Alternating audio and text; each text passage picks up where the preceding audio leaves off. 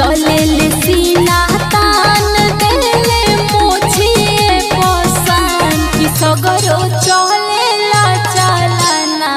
पहसवान राजा के तनमवा जानेला जमाना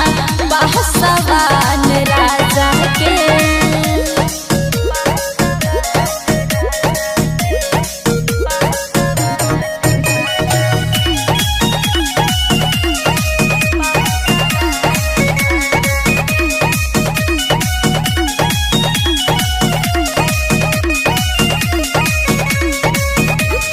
हमार मजनुआ रंगबाज हो जानता हो के समाज हो बुझला काए बाबा गे छौरी हमारा नियन ना दिले होतन हमारा से न बड़का उसे होतन आगे राइफल के नोक बनवा के चौक पर ले ले कहीं परा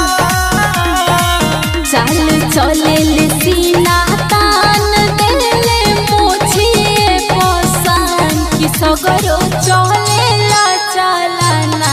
पहसवान राजा के तनमवा जानेला जमाना पहसवान राजा के।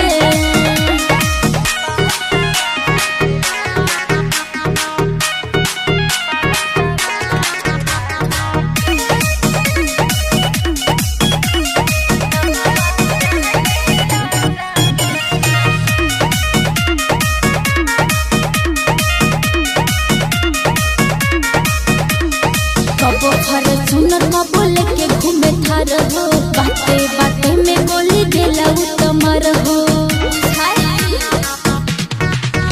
आगे हमारा से बड़ा ना हो तो गंगा डार के जाके पता काली है यूपी बिहार में तो के बेटा के बचन में सच कहे लगन हमर बाते के काट लेते बा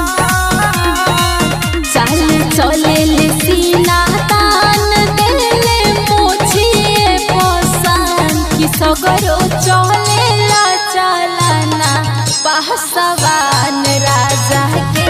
तनमवा जानेला जमाना पहसवान राजा के। पावर ऑफ पासवान समझे।